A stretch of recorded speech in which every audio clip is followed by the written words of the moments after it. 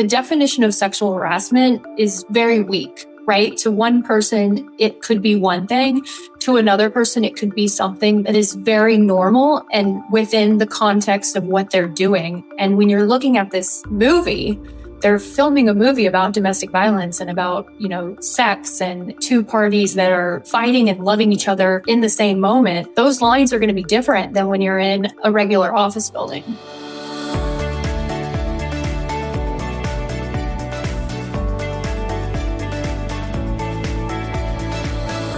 Welcome back to I Just Have to Say with Laura Max. I am here with attorney Taly Thiessen to talk all about the one thing none of us have stopped reading about or talking about since it all started unfolding, I think around Christmas Eve, the Blake Lively and Justin Baldoni legal drama.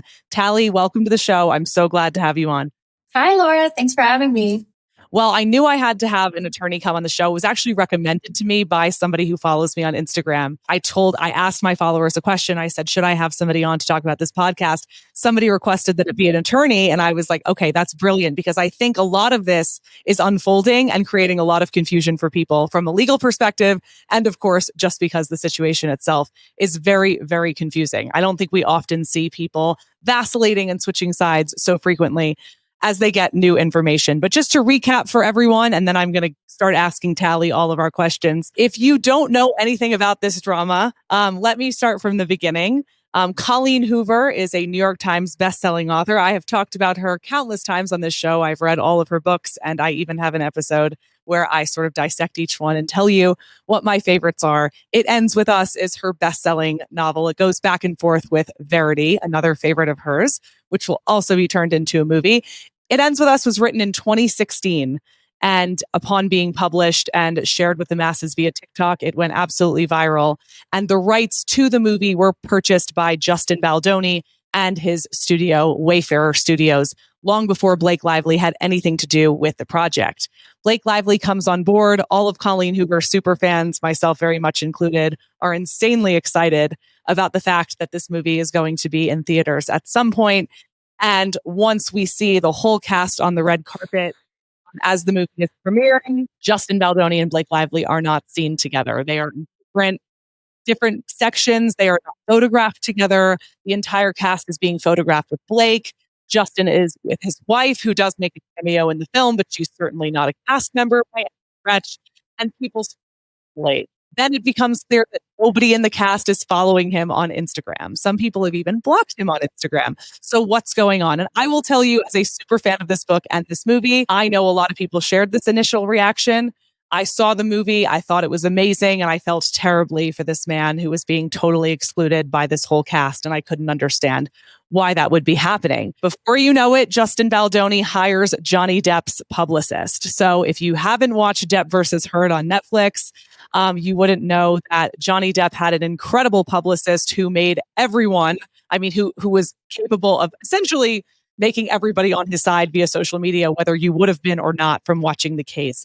Everything from pushing TikTok clips that were in his favor, curating information about the case to make people really take his side. And Justin Baldoni hires this publicist. So I'm watching this and immediately thinking, well, of course you've done something wrong. Why are you hiring Johnny Depp's publicist? I guess that wasn't the public's reaction, but right as he hires this publicist, my entire Instagram Discover Me feed is article after article about Blake Lively and how terrible Blake Lively is. Now, if you are a female millennial, you know that Blake Lively is one of the most untarnished celebrities we have. She's married. She has 4 wonderful children. She's had an incredible career. Some would use the word unproblematic to describe her. Really nothing, no on her reputation. So to all of a sudden see this just barrage of this 2016 interview that she did, which was really unflattering, a bunch of other clips from her press tour for It Ends With Us coming out one after the next. The comments about Blake Lively, I'm watching on thinking, wow, how have we all turned on her so fast? How is this happening? Well, most celebrities would probably respond at this point, but get nothing from Blake Lively for months. Finally, right around Christmas Eve, she files a complaint, which we're going to talk to Taly about, a request to sue the state of California, pages and pages of evidence against Justin Baldoni claiming sexual harassment. I know I read this while I was traveling with my kids and I'm drooling. I never said anything publicly about Blake Lively being a terrible person. I've never thought that she was a terrible person, but I'm reading it and I'm thinking, oh my gosh, the public has wronged her so severely. And I think a lot of people who were even quote unquote Team Justin felt that way after reading this article.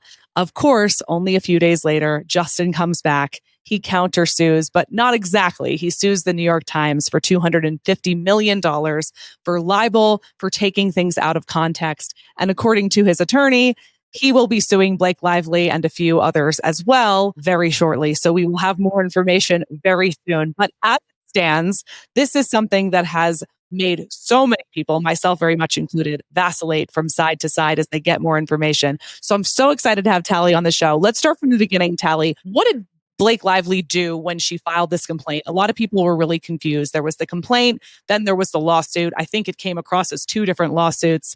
Can you explain the legal process for us and why things happened the way that they did? Sure. So in California, they have a civil rights department where if you have issues that infringe on your civil rights in different areas, most notably in this case, they're dealing with like employment civil rights issues, then you can file an application through this process, and they actually assign an investigator to your application, and they determine whether or not there is enough information to go forward for a lawsuit, which would end up giving her a right to sue paperwork. But most notably, what I think that this process is typically used for is that if you start this process, a lot of people use it as a way to mediate the case prior to litigation. And in this case, she didn't do that. Like, she requested the right to sue letter and then went ahead and filed the lawsuit. And it didn't look like she actually took advantage of that mediation process. And I think that what Justin was saying in his lawsuit back was that she never actually intended on going through litigation with this process. She just wanted to drop the complaint and kind of start her own smear campaign in retaliation against him. And then I think that she needed to then file the lawsuit when she kind of got caught on that situation. Because what I've heard, when you file a complaint through the Civil Rights Department, it does protect you at least temporarily from some of the discovery process.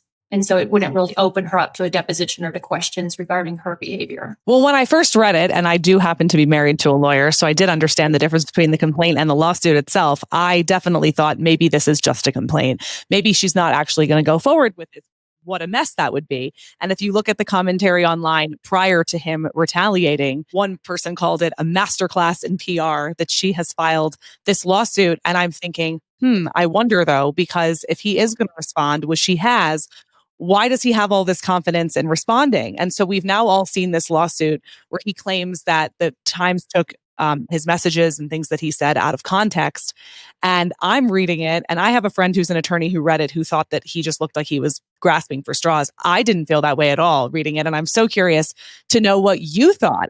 He has one of the claims against him is that he walked into her dressing room while she was breastfeeding. And we've got a text of hers inviting him into her dressing room while she is pumping, which I am a woman who has breastfed and pumped for 3 children. Like, I would not let a man anywhere near me when I had a pump attached to me, which is totally her choice, right? But the fact that there's an invitation towards him to come into her trailer, there are a lot of like relatively damning messages in his lawsuit. What did you think about his lawsuit? I completely agree.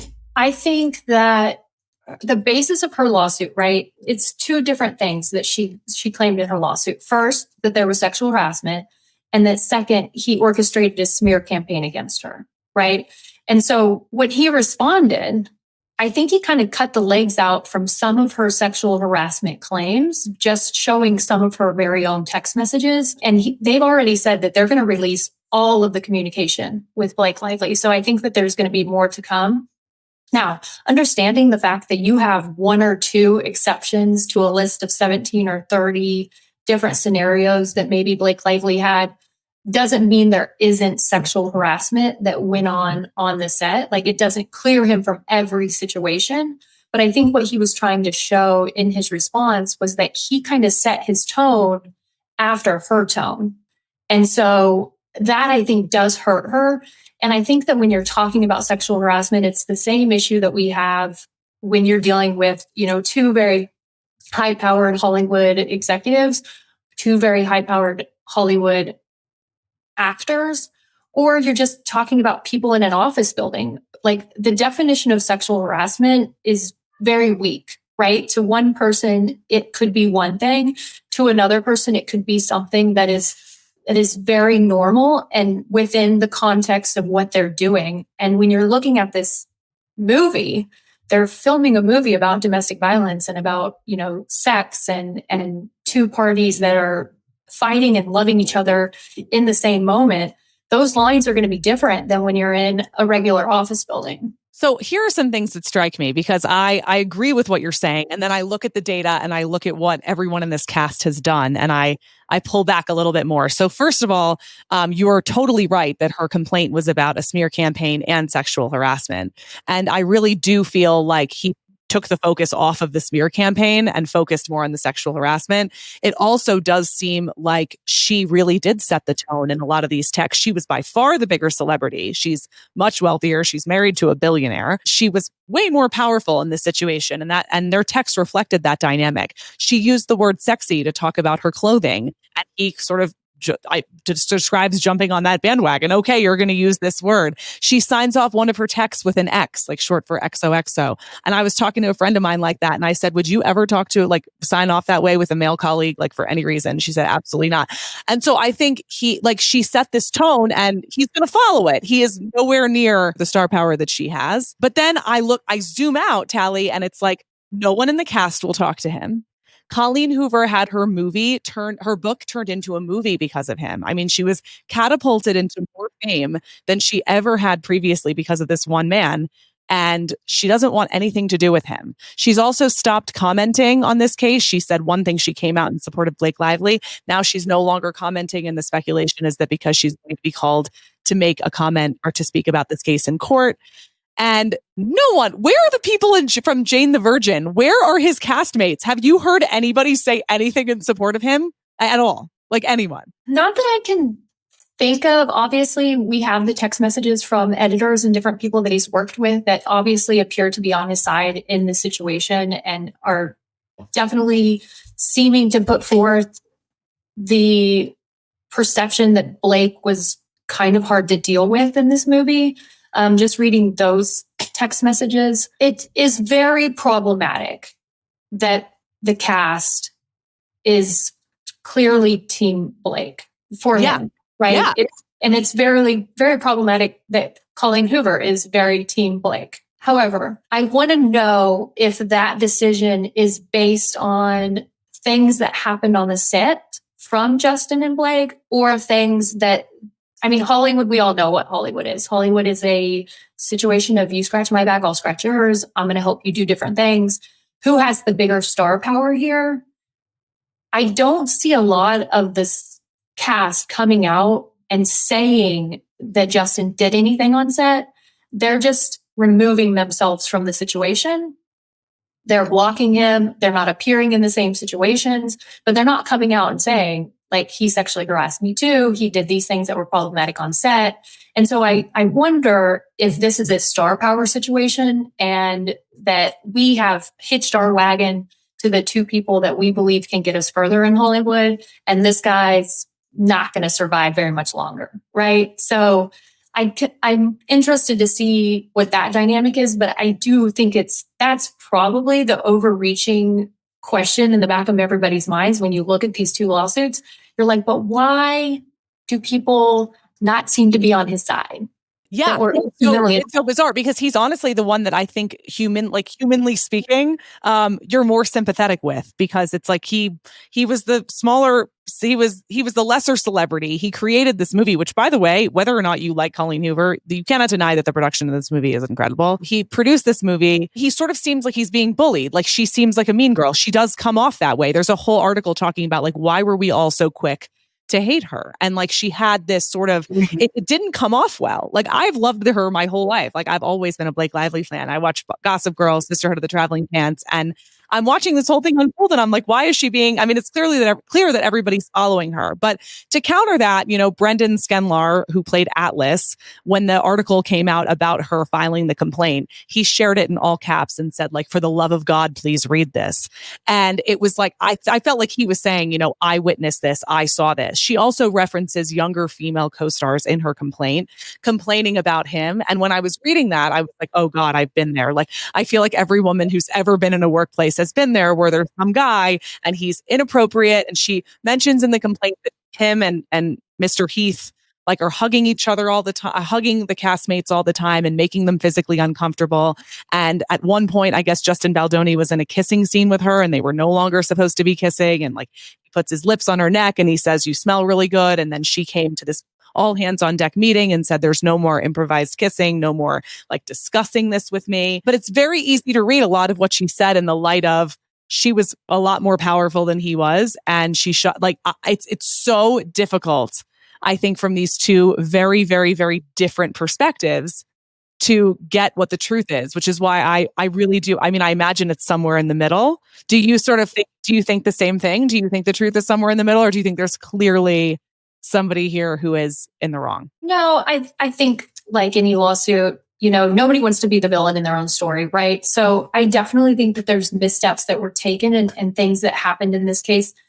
And then I think that there were additional missteps that were taken by hiring crisis PR, by doing these spins. And then again, like, I think the funniest thing with this like Lively lawsuit is she's accusing him of creating a smear campaign. But come on, the Times article coming out the same day the complaint dropped with the leaked complaint, with fully researched, and we've read thousands and thousands of emails. Who did that? Like, yeah. That is an absolute smear campaign in retaliation of here's his smear campaign. And the fact that everybody keeps saying like, oh my God, I'm totally on Blake's side. And then the moment they read his, they're like switching right back and forth. Then that totally tells me that the Times did not present an accurate or fair representation of both sides. If they did the background that they should have done, it should not have been verbatim Blake's lawsuit. And that's just showing you that they use PR on their side to kind of go back at him. So I think that we're trying to recover our personal goodwill and we're just kind of keeping being a problem, right? Justin put himself on this feminist ally pedestal, and then you hire Johnny Depp's publicist. You hire an attorney with his own history of sexual harassment issues. And then you're trying to tell a woman that what you perceive as sexual harassment wasn't sexual harassment. Like, you either did it to yourself or you welcomed it. Ugh, that's problematic, dude. Yeah, really problematic. And I'm a huge Bill Maher fan, and he does this skit every Friday when he has his show, and he says like, I don't know it for sure, but I just know it's true. And I did a podcast with my friend David Peck, and I'm like, I didn't know it for sure, but I know it's true that real male feminists do not go and like on a TED Talk circuit and write books about being feminists. Like, there is a huge red flag for me. And this was a long time ago. This was before I feel like he hired the publicist. I said, there is something here that smells so bad to me about the fact that he is like pushing this narrative about himself, like very aggressively, like not as a defensive, as an offensive. Like, it's very rare to see somebody do that.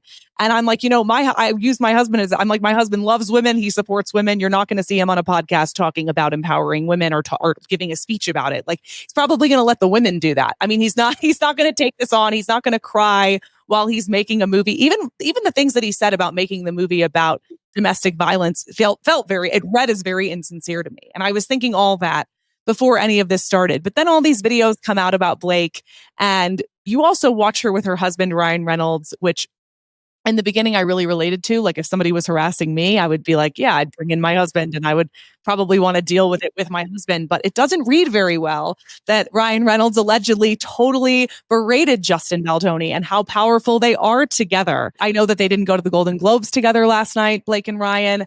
It's just very interesting to me to watch these dynamics play out and to see how quickly our perception of people can change based off of what we read about, which brings me to my next point. So what I find so interesting is that people feel like they need to pick a side and that they're so sure of the side that they're on. And I think the fact that smear campaigns can be created in our culture and the fact that people can be canceled as quickly as they are without any investigation into the truth. So Justin was dropped by WME, his talent agency. His podcast host quit like 4 hours later, which seems to me like it's probably more personal. I mean, I'm like, do you know that he's like this? Like, how could you decide to do that so quickly? Right. But what do you make of the way that we are so desperate? I mean, I feel like we're really desperate for finality and for a black and white answer, but we also really want somebody to be bad.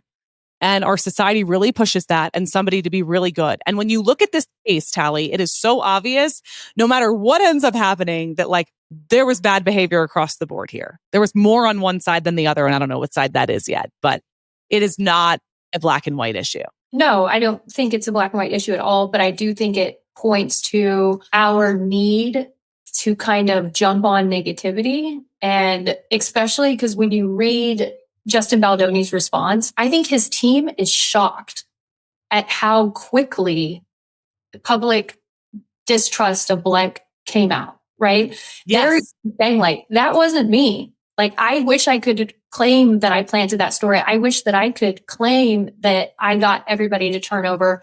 And they even say, this is just how much people want to hate on a woman. And honestly, it's 100% true. I mean, look at what happened at our election.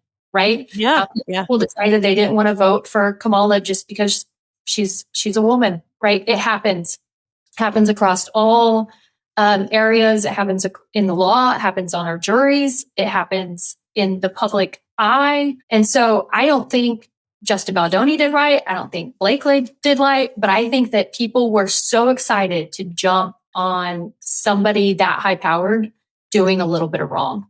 And especially because her and Ryan have kind of enjoyed this happy, funny, go lucky Taylor Swift, like great, like you said, not problematic history. They love to take somebody down that has a not problematic history, right? Yes. And a lot of it was her own doing. A lot of it, she's not a great interviewer. Well, let's talk about that. Okay. So initially, I didn't watch a lot of those interviews when all this was happening, but I'm like feeling really badly for her just hearing about them. I'm like, I really don't think she intentionally like decided to go on this crusade promoting flowers and getting dressed up with your girlfriends as it pertains to a domestic violence film. I think that sort of ended up happening. And I feel really, and then I'm watching interviews with this new perspective. There's this one where the interviewer asked her a very bizarre question just right off. I thought the question was really strange, but he said, you know, if anybody wants to get in touch with you or if anybody wants to reach out to you because they're in a domestic violence situation, what can they do? The question itself I thought was very bizarre, but then she responds with like, what do you want me to send you? Like my location or like my phone number? And it was just came off as being, you've seen it. It came off as really bad. It was maybe not the best question, but it was a terrible answer. Right? Terrible. Yeah. And it was so like, I've never dealt with anything like this. Like anyone who does deal with things like this, they're way beneath me.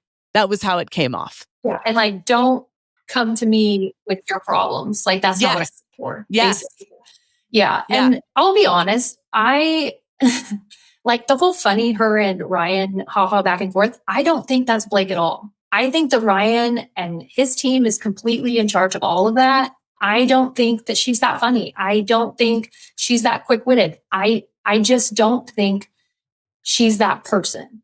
And I think they've done a good job of insulating her and keeping her at home and like Ryan kind of being the person that's out and about because I don't think she's that great on camera or being asked questions. She's a little tone deaf. I don't think she has the background to kind of have the real world experience to answer questions regarding some of these issues. I mean, I think in the past, she's also said that she never had a problem with Harvey Weinstein and thought he was great. And it's like things like that it's like, ugh, like somebody be like giving you some point, you know? And I understand that this way they decided to market this film, but what Baldoni said was that she had a hand in that marketing plan with Sony. And it wasn't really agreed to by everybody. It was just kind of like, this is my plan and this is how I want to market it. And so it wasn't even really, I understand that they're saying like he went off script and he wasn't supposed to plan it or market it like that. But the marketing plan wasn't specific. It was just kind of like, touch on these things and maybe not so much on this. Before we continue with this episode of I Just Have to Say with Laura Max, this episode is brought to you by Styled by ALV. Styled by ALV brings you custom merchandise, styled events, and tablescapes here in Aspen, Colorado. From bridal and baby showers to corporate events, Styled by ALV specializes in branding and personalizing your celebration or gathering and making it an occasion to remember. If you want your friends and family to attend your Aspen gathering and never forget it because they brought home a piece of merch that they use all the time. I'm talking water bottles, hats, koozies, shirts, sweatshirts, cups, hats, you name it. Styled by ALV has it, and they're going to make it something your guests actually want to use and actually wear. They'll create a logo for your event. They'll come up with tablescapes that make your party absolutely gorgeous. You do not want to plan an event in Aspen, Colorado without Styled by ALV. If you want to work with them on your next event, you can head on over to Instagram, follow them at Styled by ALV, or visit their website, styledbyalv.com, and you can use the contact form to get in touch with them. Styled by ALV is your go-to resource for all things party planning in Aspen, Colorado. Yeah, I mean, I sort of think that, I mean, as that was all unfolding, right? I remember I read the book in like 2020, I think. And I didn't really remember that Lily had a flower shop. I didn't remember those types of details. I just remembered the story. And then as she's making it all about flowers and all this stuff, I'm like, oh, that's kind of funny. Like, cool, good for you. Like, she's getting all dressed up. I'm not really thinking about it that way. But then as she starts to sort of, I see these two, and it's exactly what we're seeing in the case. I see these two polar opposite sides coming up. We've got Justin over here with this like way over empathetic, what came off to me as being so disingenuous, but obviously I'm in the minority. I mean, people were obsessed with him. People were like, oh my gosh, you are our savior. Thank you for doing this. It seemed so disingenuous to me, just so over the top, like really appealing to victims of domestic violence. And then you've got her talking about flowers and like getting dressed up and going with your girlfriends. And I think she talked about really like Lily was so much quote unquote more than a survivor of domestic violence, and that she had all these different parts of her personality, and Blake really wanted to push those forward. It seemed to me when she was saying all that though, Taly, that she just really didn't like that there was any type of domestic violence that this character experienced. She did not want to be associated with it. She looked down on it. And her answers reflected that. And it really did not serve her. I mean, it really, like, there are a lot of people saying that, yes, I mean, maybe he launched a smear campaign, but even the people who launched it are talking about the fact that it took off without them really needing to do that much about it. Like, these videos were there. Yeah, they're getting a lot of credit. And especially this woman who just opened her business and is like the best spin PR campaign person in the country. Honestly, I'm concerned that Blake Lively didn't even read the book. Right? I don't think the way she played Lily, I don't think she dressed like Lily in the book. I don't think she acted like Lily in the book. I don't think she had the money. Lily didn't have the money in the book that she portrayed that she had on film. I mean, there were so many changes, I felt like, from the book to the movie, which is one of the issues that I think that maybe that's the reason that Colleen Hoover is on Blake's side, is that maybe Colleen Hoover likes this cut of the book because it is based on Colleen Hoover's own experience with her mom. And maybe she would rather see it in this way other than the way that it was portrayed in the book. But I didn't like the movie. I was like, where did this come from? Like, we're missing you didn't like, okay, I want to talk to you about this because I've seen the movie 5 times. So you didn't like the movie. I did not like the movie. No. Okay. And that is because Lily was a totally disingenuous Lily. And what else? I do think that it was disingenuous. And I don't think that the relationship between Lily and Atlas was really solidified where you were really pulling for that situation. Nor did you feel in the book, you hated Ryle, but you loved him at the same time because you could feel that he wanted to be better for himself, but that he honestly could not change the way he was. And there was just none of that in the movie, I felt like. It just, the character development wasn't there where you didn't root for anyone. At the end of the day, probably the only person you rooted for was Lily's friend, who just had literally everything in life that she could have ever wanted and was just killing it in life. That's the only person anybody after like, great. And, her and her husband were great.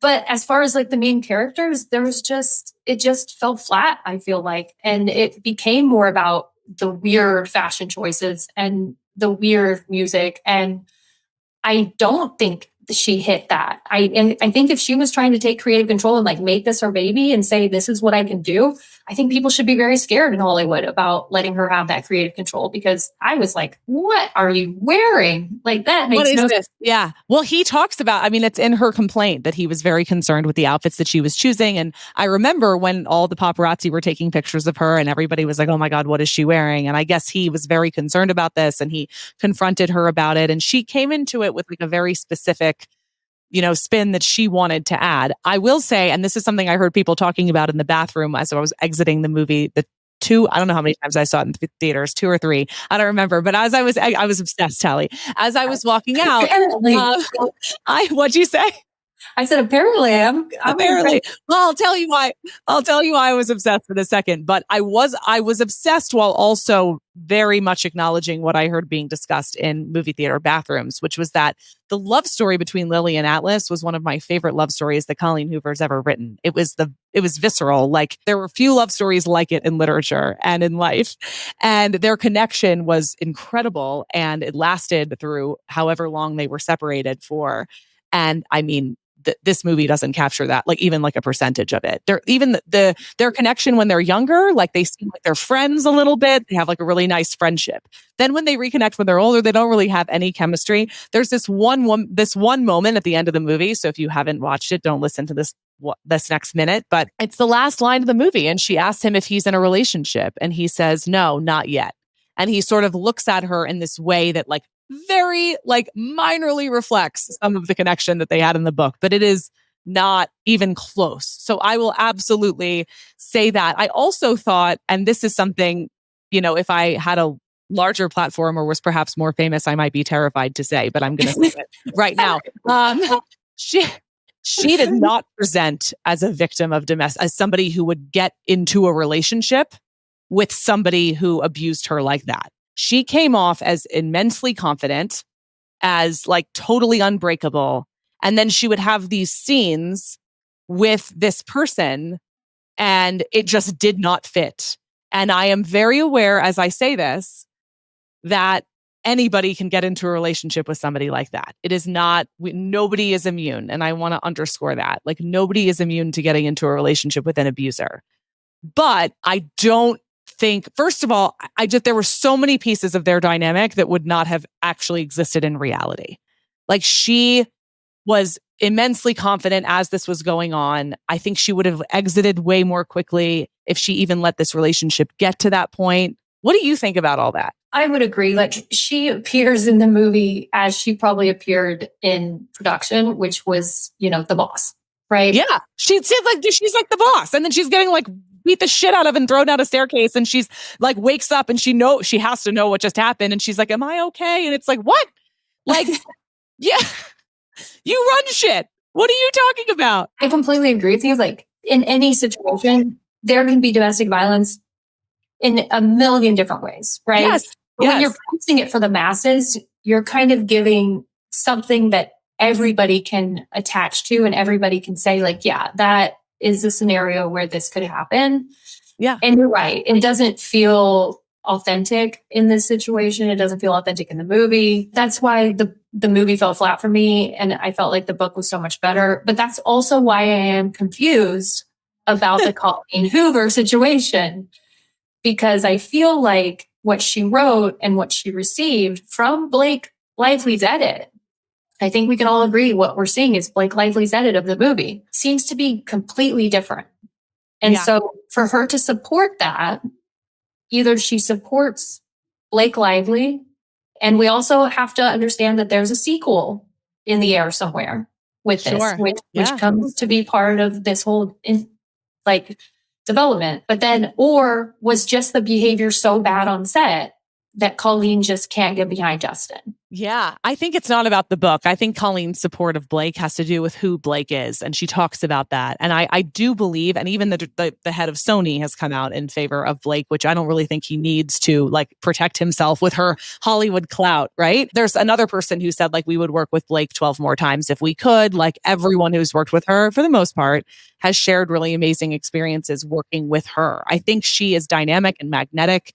I think she makes people feel good about themselves. Like I get that from her, that she's like that type of friend, and she's really big and special and important. And I think she has a way of probably making other people feel the same way.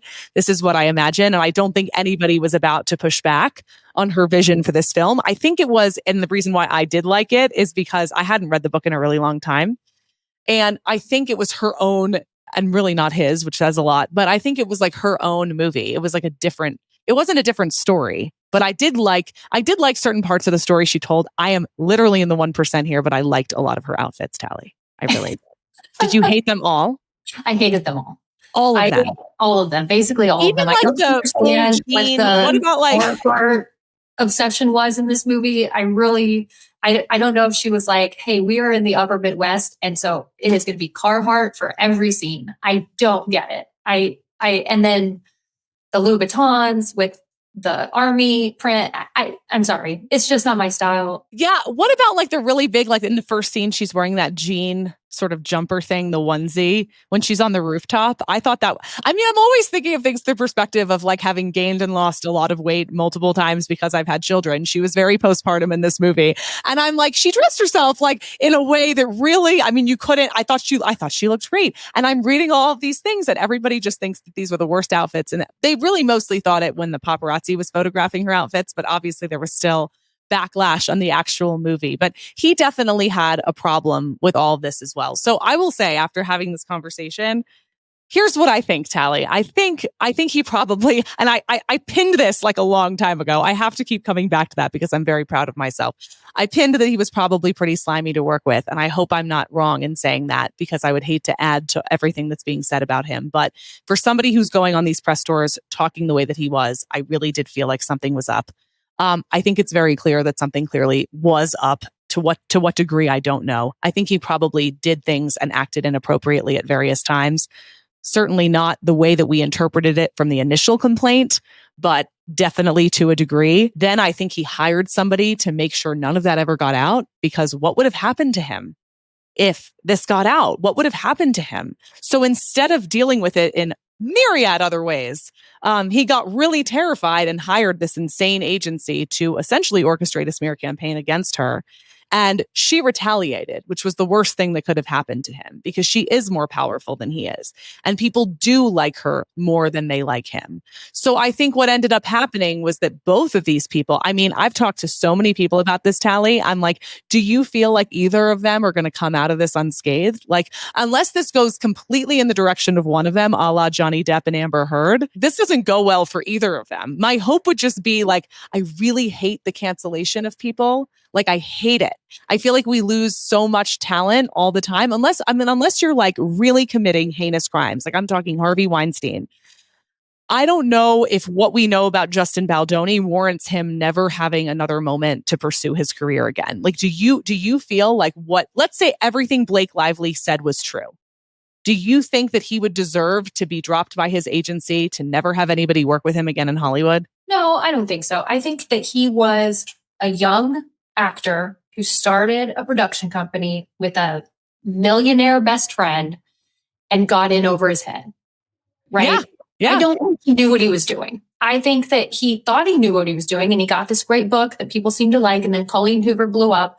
And then they brought on this huge star. And I think he was in over his head dealing with Sony and dealing with Blake Lively. And then a la Blake Lively, Ryan Reynolds. Right? Yeah. And I think he didn't know what to do. And so he ended up catering to basically all of their whims in the situation. But I think he was probably some bro on a production set who didn't know what he was doing. He was a pro. He did slimy things too. I don't think anybody should think that that's okay. And I think that what he did wrong, Taly, is that he hired this agency to smear her. Like, I don't know what would have happened if he hadn't. No? I don't know about that. Because here's the thing. everybody in Hollywood has PR campaigns. Everybody in Hollywood has crisis managers, right? Think about back in like September. Do you remember when everybody saw that thing that came out regarding Taylor Swift and Travis? Yes. Like they're going to break out up in September and here's the plan, right? Yeah. Yeah. That's a crisis plan. That's a crisis management plan. Everybody has them. If you're somebody in Hollywood, you have a crisis plan with 100 different scenarios of what could happen. Sure. That's just good business, right? I think the problem with Justin is that he with something we haven't talked about is like obviously the text messages from Stephanie Jones and those that got subpoenaed by a civil subpoena before there was even a lawsuit. That's an issue. But I don't exactly what were those text messages? Let's discuss those text messages. Like all the text messages in Blake Lively's lawsuit came from a phone that was in Stephanie Jones' possession that was his prior publicist that ended up leaving and starting her own business. The funny thing about it is they said it came from a civil subpoena, but there wasn't a complaint filed.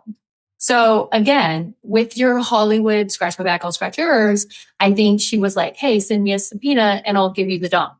Right. But there was no legal action that she could have been held under because there was no lawsuit. Yeah. It's just like me sending subpoenas to people being like, hey, give me information. And then being like, this isn't even filed in court. Right. And so a lot of the basis came from that. But I think that the New York Times is in trouble because I do think they edited some of those text messages. I do think looking at all the text messages show that, yes, they had a crisis team in place, but I don't think it was pervasive as Blake imagines it to be. I think that it was a lot of her own downfall. I would agree with them on that. And everybody plans stories. I mean, you see Blake Lively's own publicist trying to reach out to the Daily Mail, trying to drop stories about him. It's just business. I think that that's going to happen in both ways. Even though it's just business, what I'm saying is that let's say this played out and he hadn't hired this company, right? Let's say we were all just speculating about why they wouldn't be photographed together because that was what everybody was talking about. There were also a lot of articles that I think came out before he hired them that were negative about her. I mean, nobody just lets things speculate, right? Like eventually somebody was going to make the first move. And you think that she was going to make the first move? Oh, somebody was going to make the first move because there's all these reporters sending requests for comment.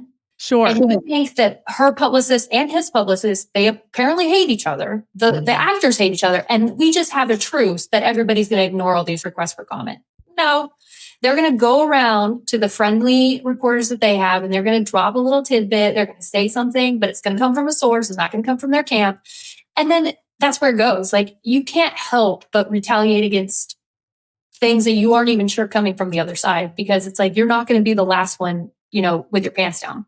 So, and from that perspective, it's like, she was definitely the one who didn't think she had anything to lose. Like she was less afraid than he was. I mean, he had this mega star who was going to claim sexual harassment against him. And his entire brand was that he was this super feminist, which I detected in his interviews that he was going over the top about that for some reason.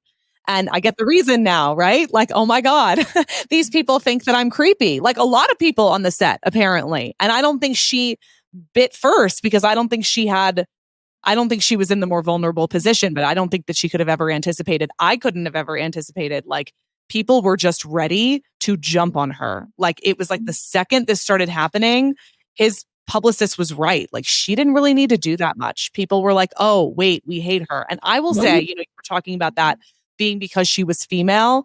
Yes, but also it's the women who hate her so much. It's the women. I'm going to tell you, as a woman attorney, I take the women off my juries first. Why is that? Why? They're harder on other women than anybody else. Oh, right? Yeah. Yeah. So, I dislike women on my juries. And if I have a woman client, I really dislike women, because they're going to hate on me, but they're going to hate on my client too. So women gone. Women are notoriously the hardest on other women. And so it's fascinating because the backlash it was like her backlash was equal. It was an equal and opposite reaction to just how built up she's been. She really, she was way up in the sky in terms of people just loving her. There's a video of her talking about her husband in an awards acceptance speech or presentation, and it's been shared millions and millions of times. And People love the way she dresses. They think she's absolutely gorgeous. They love her movies. Like, I think she just, and I've talked about this with one of my best friends that like I have 3 children. Blake has 4. I have often looked at her and been like, oh, how does she do that? Like I've compared myself to her. So when she gets pushed down a peg, I'm like, oh, cool. Like I don't have to worry so much anymore because you're not perfect. And I think I'm aware of that, right? I'm not about to go into the comment section and be like, F you, Blake, you're the worst person ever. Make myself feel a lot better. But I don't think that that's the way that our society works. I'm looking at the comment sections and it's like people were just so ready to take her down. They were done feeling badly about themselves, I think, compared to her. Yeah. And it gets clicks, right? So negativity gets clicks, negativity gets interaction. And that's what people like. And it's a hard part of our society these days. I mean, as far as like how I think this whole thing will resolve, I think that pretty much it'll probably end up going the way of slowly going away in the next year or so, unless it just kind of goes crazy and they actually request a jury trial, which would be crazy. And that would be definitely a feeding frenzy. But I think that he was never some like super A-list Hollywood star anyways, right? Jane the Virgin, his podcast, he'll continue to do the little things that he does. I don't think it's going to hurt him that much. I do think it's going to hurt her a little bit. I think that people are going to see these text messages and see that she's difficult to work with. And I think once a woman is branded difficult to work with in Hollywood, I think it does ding them. So I do think she's going to get the raw end of this deal. And I don't know how much of that could have been helped or hurt by the action she continues to take. But I do think that she'll end up getting more negativity than he will. Well, let's conclude with what's going to happen next. So you were saying, they might let this go to a jury trial. I think a lot of people are thinking that that's inevitable. Clearly, that's not inevitable. What are the next steps? What happens when people sue each other? I mean, he hasn't even sued her yet, but what can we expect to see moving forward? I mean, so he requested a jury trial in his complaint against the New York Times.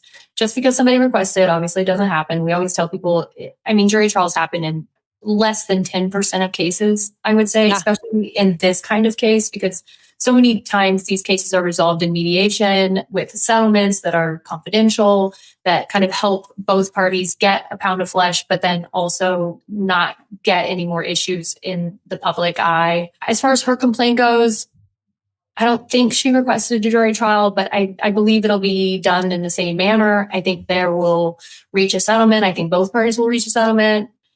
I think the fact that he hasn't sued her yet says something. I think the fact that he's taking some time to do so might say that there's already some things happening behind the scenes about people saying, okay, like this got a little... This is not good. You think that maybe he might not even sue her because do you think she's going to make a move before then or no? No, I don't know if make a move, but I think that they're definitely talking. I think that there's probably some issues that neither party saw happening from their lawsuits. And so maybe that will get resolved, or that piece of it will get resolved. But usually they hang around for 8 to 12 months. And then we hear something about an undisclosed settlement or a confidential settlement. If it goes to trial, that's going to be very fun and very interesting. That's going to be the new Gwyneth Paltrow trial that everybody's going to be paying attention to. So that could be very interesting because it's got a lot of high-powered people involved, a lot of high-powered people that are going to have to testify. That will be drama. That will be drama. If I were either of them, I would just be doing everything I could to avoid that scenario. I just do not see that playing well for either one of them. And agreed. I do see it also ending with the way that Johnny Depp and Amber Heard ended, which is like somebody's wrong and somebody's right. And that is a huge risk. And I would hope that that wouldn't be the way that all this unfolded. But anyway, thank you for indulging my total obsession with this, Taly, and so many others. I really appreciate you. And I'm so glad that you came on today. I am too. The fact that I learned that you've seen this movie 5 times is what I walk away with the best information that I've heard today. I can't stop watching. I watched it in light of the fact that they hate each other. Like the first time I saw it, I was like, okay, I have to see it again so I can process everything that just happened. So I saw it again. I don't know why. I think I saw it for a 3rd time at home. I don't know. I don't know. I don't really remember 3 and 4, but 5 was like, wait, now I know. Like they literally loathe each other, and I have to watch this in that light. And one of my best friends does the same thing. She's watched it not as many times as me, but each time we watch it, like with new pieces of information, we couldn't talk about this more. Like I've talked about this for like at least 48 hours of my life. That's a lot of time. Well, and I think that looking at this and understanding a sequel is up in the air. It's like, how would that be a good idea? Oh my God. And how is that even going to happen at this How point? is that even possible? How would it be a good idea? Like, just Ryle is the character that you could maybe make a sequel without, but it would still be lacking because he's very, the second book is very short. Yeah. He's the parent of this child. So like, it would be terrible. I'm going to be really honest. I didn't love Verity either. You didn't love Verity? You seem to me like somebody who would love Verity. No. And I know that they've already started pushing who's going to be in that movie. Yeah. Yeah. We'll see. Have you read any other books by her? Yeah, I've read probably like 5 or 6 of her books. I don't really love a Colleen Hoover book. It's kind of like Frida McFadden to me. They're fast reads. They're kind of usually lacking on the development, but they're quick and they're, like easy thrillers that you can, they're beach read. That's what I'll call them. And I'll say what I like. I haven't read a Colleen Hoover book in like a while now because I read them all like together at once over almost a year ago, all 24 of them, which is insane. But I don't know, like I went and reread It Starts With Us after this movie came out. And I remember being like, oh, like, I think I've just kind of come a little ways in terms of what I want to read. But a lot of people will a lot of people will say that Colleen Hoover was like their introduction into reading. And I think that she's that for me too. Like her stories are all like, whatever you want to say about her writing, which doesn't bother me, but I know it bothers some. Her stories are like how I often find myself wondering how she came up with them. Like Verity, like it or not, it's like, what? How did you dream this? How did you come up with this? So I mean, 2 of my dearest friends got me 4 signed Colleen Hoover books for my birthday. I mean, the obsession is real. She is a dream guest on this show one of these days. I do love her, but I do understand what you mean. And I don't know if we have a sequel to look forward to, but we'll see. We'll see what happens. There's another one of her books being made into a movie too, Reminders of Him. Oh, see, I haven't read that one. Yeah, that's my understanding at least. So I don't know. But anyway, Taly, thank you so much for coming on. Taly Thiessen is an attorney in Houston, Texas. If you want to find out more about her, you can visit the TexasTrialAttorneys.com. Did I get that right? Yep, TexasTrialAttorney.com. Okay, and tell us your Instagram handle. Taly Thiessen. Amazing. Taly Thiessen, I'll tag you. And thank you again for coming on. Thank you all for listening. I will leave all relevant links in the show notes, and I look forward to joining you again next time.